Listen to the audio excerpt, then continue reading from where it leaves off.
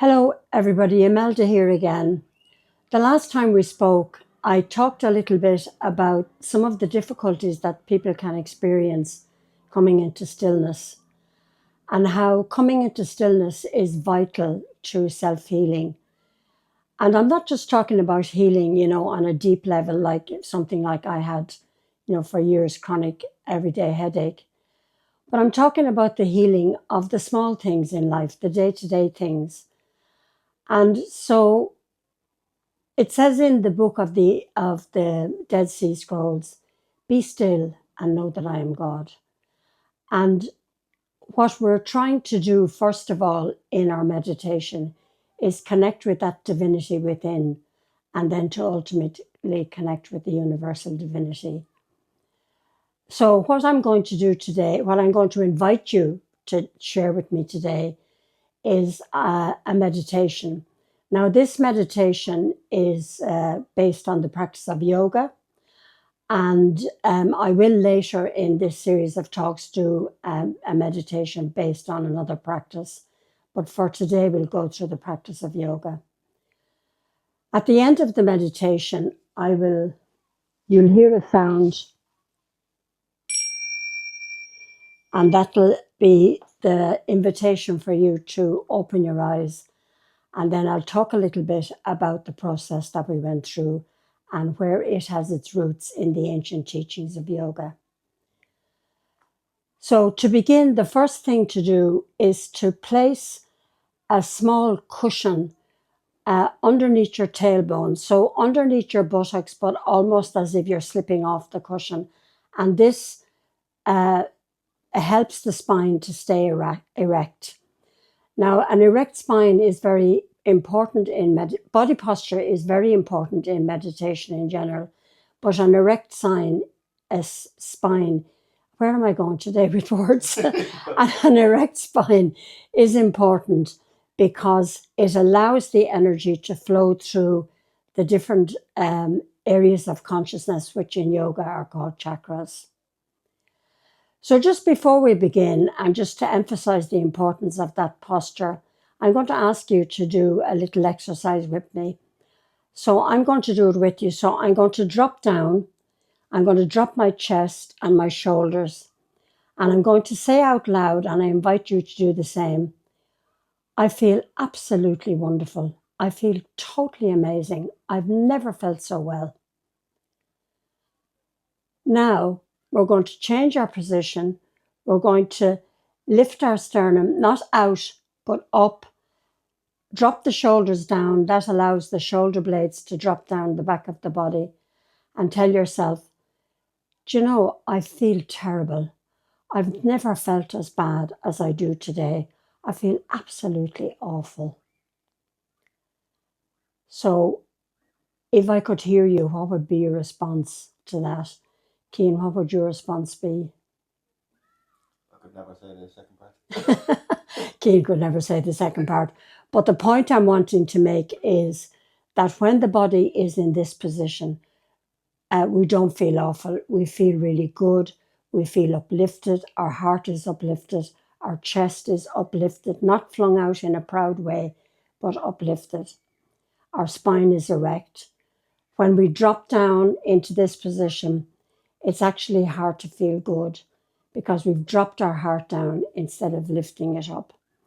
So we're going to come into this erect posture, and if you have placed a little cushion under the base of your spine, and if you imagine that that little circle at the crown of your head is pointing towards the ceiling. So in other words, the head is not held like this, but the chin is slightly forward. So now the spine feels very erect. We've already established the importance of body language, and I like to use this mudra of bringing the forefinger and the thumb together, the chin mudra, which symbolizes the unity between the individual divinity and the universal divinity. The palms are soft and the fingers are just spread gently. They're not rigid. So in that position, we close our eyes And just be aware of the posture. I'm sitting. If you're used to practicing meditation, you may be sitting in a cross-legged position. But for those of you who are not, like me, I'm sitting, my spine is erect, my knees are hip-width apart, my feet are hip-width apart, and they're placed firmly on the floor. So I'm placing the backs of my hands just above my knees on the thighs and closing my eyes. So just feel into that posture there for a moment. If you're new to this, it may be a little difficult at first, but we're going to move on then to the breath, and that will help to calm the nervous system and calm us in the position. So this is not an invitation to do any kind of breathing, but to simply observe the breath as it moves in and out of the body. In the book of Genesis, it says that God blew the breath of life into Adam's nostrils. So you don't have to haul the breath in. It's a given. It's the gift of the universe. So allow the breath to flow in through the nostrils and out through the nostrils. And become aware that as the breath enters the nostrils, it feels cool. And as it leaves at the tip of the nose, it feels warm. It's been warmed by the body. So for the next few breaths, be aware of the breath at the tip of the nose, just allowing it to flow in its own natural rhythm. Cool as you inhale, warm as you exhale.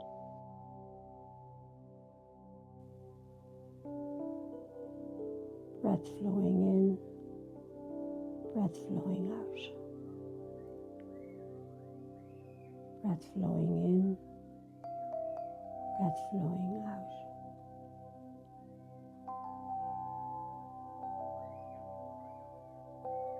And so once we're at ease with the breath flowing in and out, we move on to the second stage in meditation, which is the practice of pratyahara, or sense withdrawal. So begin to be aware of where your body touches, where you're sitting. For example, the calves of my legs are touching the edge of the seat. My thighs and my buttocks are resting on the cushion, my thighs on the chair. My feet are on the floor. Experience that contact between the earth and your feet. If you're wearing shoes, feel into that contact between the feet and your shoes or socks. Be aware now of everywhere else that clothes touch your body, touch your skin, down the back of the body, down over the arms, focusing totally on that contact between your body and what's next to it from the outer world.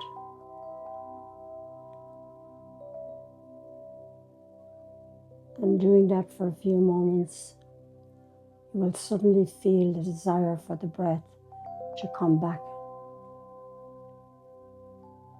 for your awareness of the breath to come back to the tip of the nose.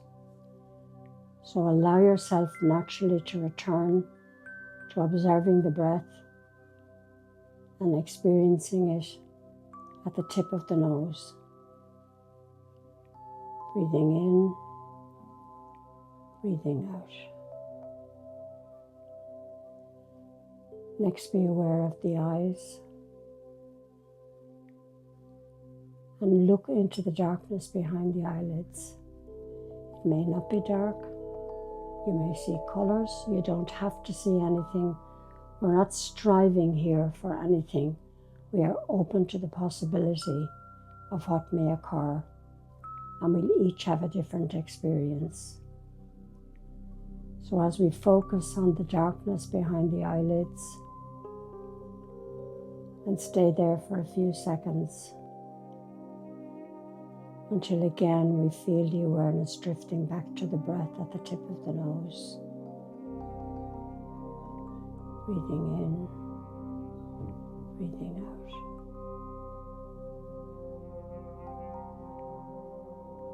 Focus on the mouth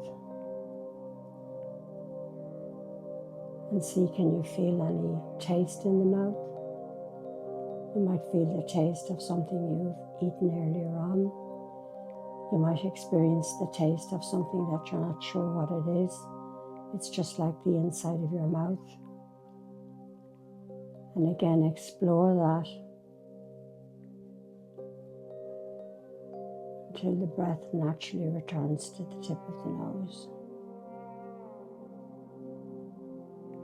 Again, breathing in, breathing out. Begin to listen to the sounds as we focus on the ears. Are there any sounds in the room you're in? Focus on those. Then any sounds that are coming in from outside, let yourself be with those. Now stretch your hearing to a few streets over from where you live. Stretch your hearing to see, can you happen what's happening maybe in the wider community where you live. Can you hear any sounds?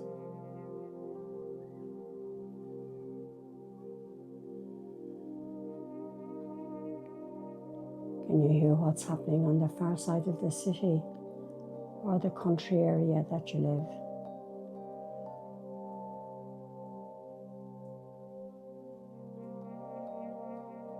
Can you hear what's happening on the other side of the planet?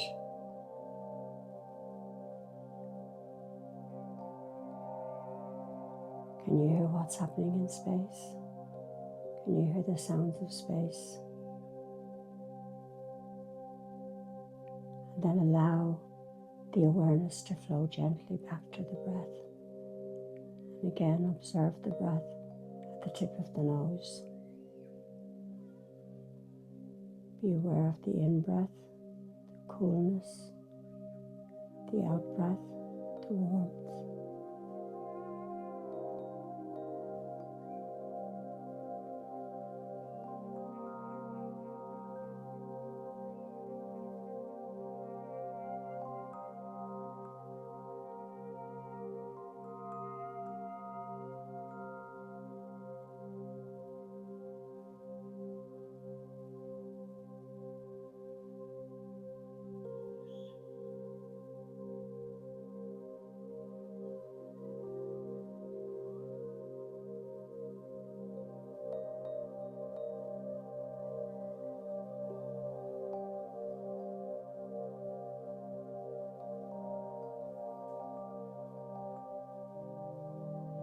As you stay with this, you may experience even just moments when you feel there is no separation between the watcher and the breath.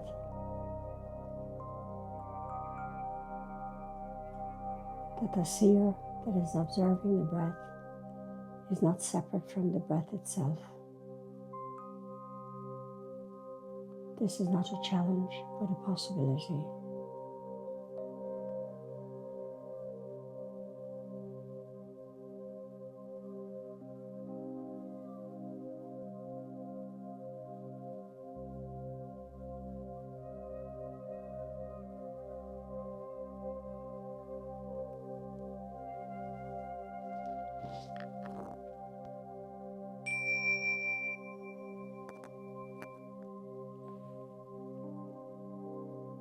When you feel ready, slowly open your eyes. You might like to move your face, maybe stretch your mouth. Move your hands and arms, maybe move your shoulders. Just very gently in your own time, there's no rush. Place your hands palm downwards on your thighs for a moment. And feel yourself come back into your surroundings. Take a look around the space where you are. Again, let the sounds come in.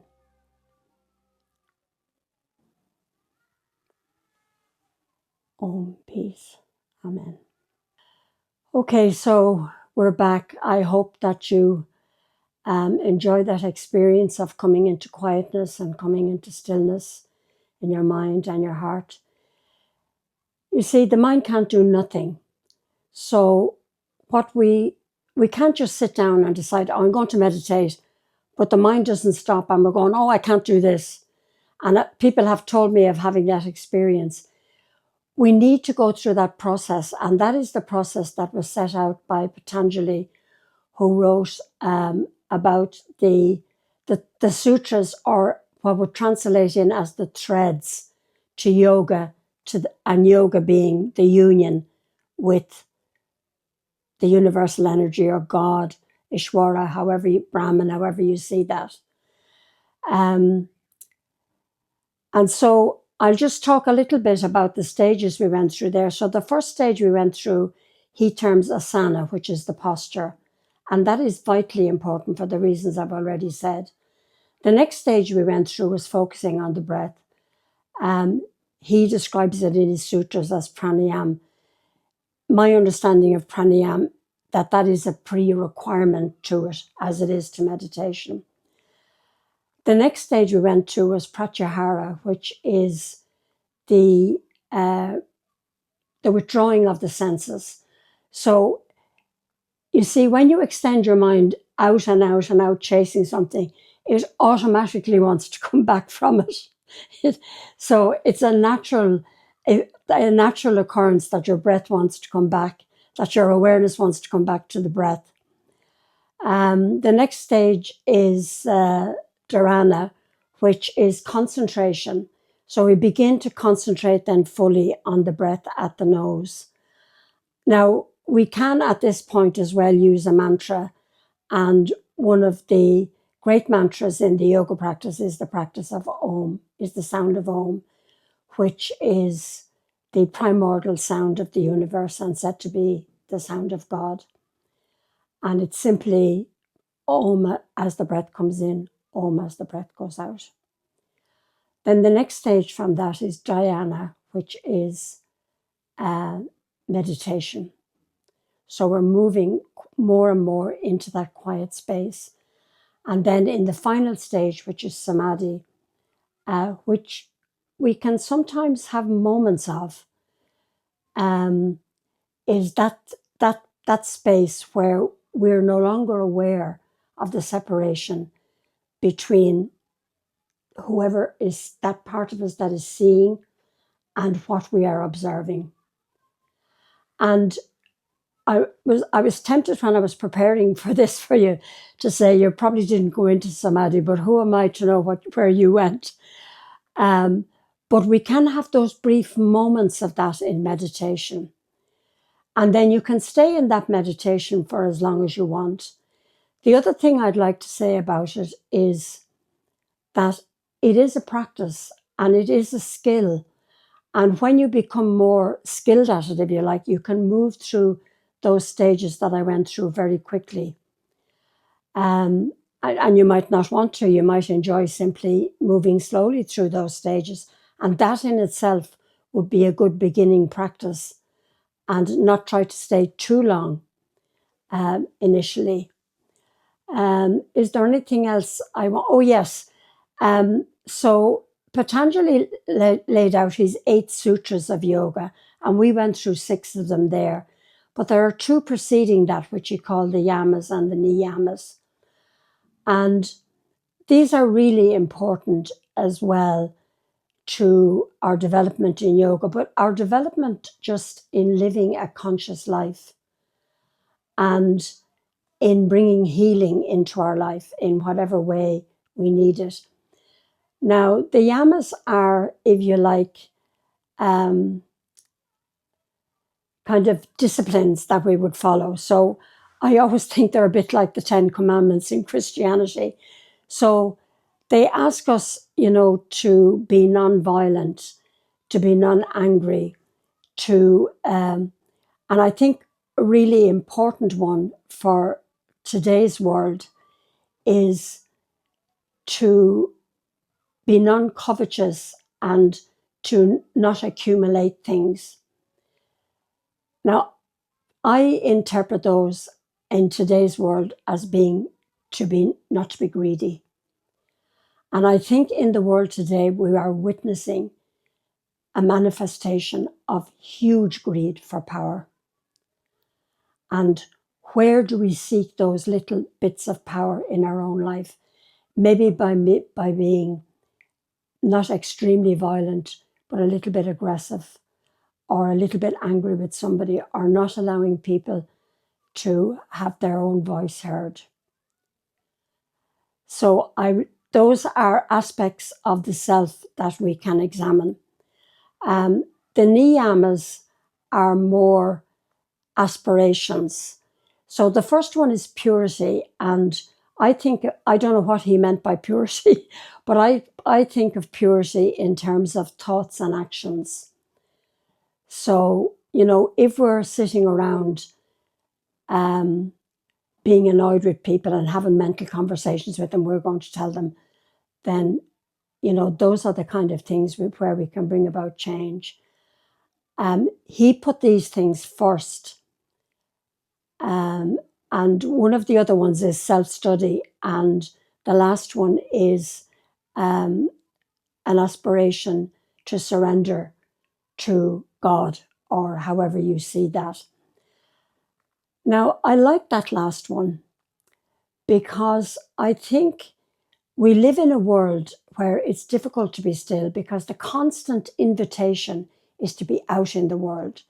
We're bombarded with advertisement, no longer selling us products, selling us lifestyles.